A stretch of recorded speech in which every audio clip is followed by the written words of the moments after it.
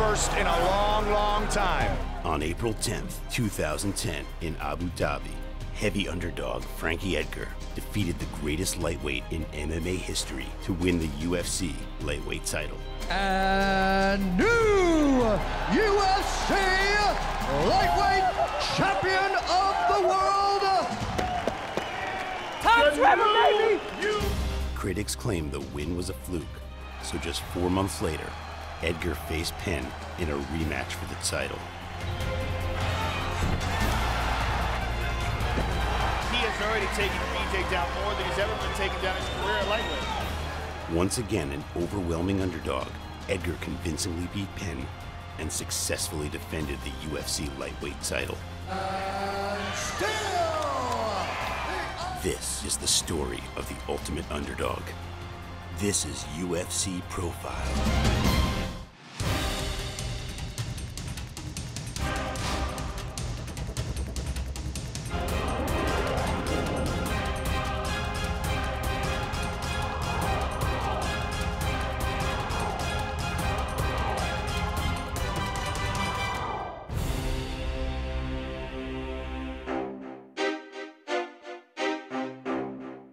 Wrestling in New Jersey is one of the major sports played in this state. I think it has a lot to do with the blue-collar people, for one. One of the toughest states in the country, and Jersey Shore specifically is known to have really, really good wrestlers. Region 6 alone has 4 guys in the UFC that wrestled in Region 6, and that's from the Jersey Shore area. Wrestling makes a man out of you. It disciplines you. It teaches you to lose weight. It's your own sport. You go out there, it's one-on-one. Go, Frankie, go! Toms River is pretty much a sports town. Growing up around here, you either wrestled or got in trouble, or a little bit of both. Wrestling, you're a different breed, I think. Special people wrestle, and I think that's for a reason. You know, you got to be mentally tough and physically tough, but more mentally than anything. And I think that's what brought me to wrestling. Growing up, Frankie was a ball of energy. Non-stop, always going. Always had to be doing something. Running, jumping, never could sit still. He was small, and people tend to pick on people that are small. So I think that he always felt like he had to defend himself. That's why we got him in wrestling. And he loved the sport. He liked to fight. Young Frankie took up sports as an outlet for his energy and to keep him out of trouble. He started wrestling at the Toms River Wrestling Club, where instructor Steve Rivera took him under his wing. A 4-time NCAA All-American and 1992 NCAA champion, Rivera began teaching Frankie the intricacies of wrestling. I think Steve, saw definitely the potential in me. I think we're kind of a lot alike, driven people, type A type people. I was also raw at the time, only had a year of experience, and I felt he could, I think he felt he could mold me the way he wanted me to. His implementation of your instruction separates him from a lot of people, any good person that you train. Some guys are great athletes, but not all great athletes are very coachable. His ability to be coachable has made him a great athlete. We had a couple years together before he hit high school, where he ran into one of our local legend coaches, Warren Reed. High School East, when I was, coming in, was definitely the dominant school out of the 3 high schools in Toms River. My biggest attraction to it was Warren Reed, the high school wrestling coach.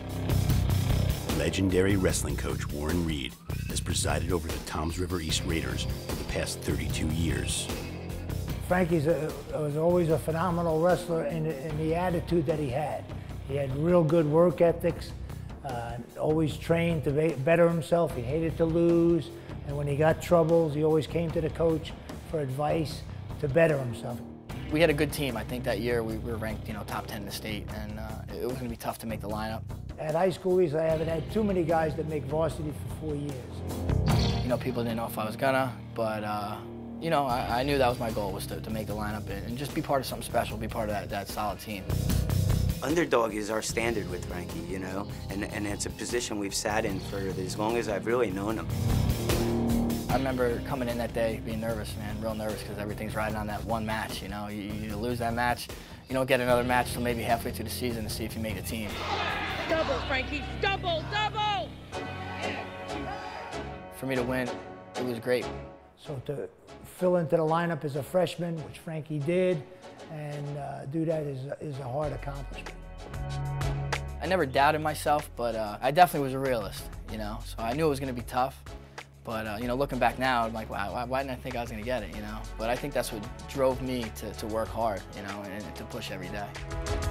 Frankie always wanted to be the best at what he did, and he was always like trying to be the best and would do whatever it took for him to be the best. So during wrestling season, he would never go out. If we had parties to go to or whatever, he would never go if it was wrestling season. He was always very dedicated, at home, cutting weight, sleeping early, whatever he had to do to be at practice that next day, 100%.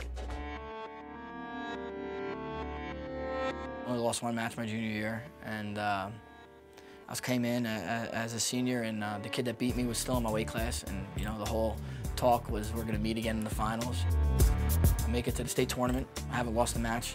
I haven't really even had a close match. I pretty much dominated everybody throughout the year. And I semifinals to wrestle this kid, Mike Booth. Trying to reverse Edgar. He ends up beating me like by a point or two in the semis. Making the score 10-7. We lost that on a hand grip, and I can still visualize that hand grip and that 1 second there of how we didn't let go of that grip that cost us that match. I remember coming into high school saying I want to be a 2-time state champ. You know, I always set high goals because, you know, why not? Took second my junior year. I'm like, all right, I'm close, I'm there. And then I was like, I'm definitely gonna win it my senior year. And senior year, didn't happen. I ended up taking 5th, and that was just tough to deal with. For me, because I'm so competitive, like when I lose, like I'd automatically be like, I can't do this anymore. I can't handle losing, you know? That's part of getting mentally tough and dealing with it, you know? I know it took me a long time, maybe till after college. Like if I lost in the middle of a tournament, a lot of times I couldn't bounce back. I was just, my head wasn't in it. It'd be so hard for me to bounce back.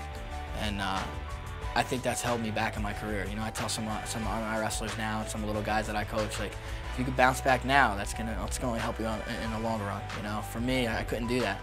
That's why I'm glad we only fight one time a night. You know, so win, lose, or draw, you know, I'm all right.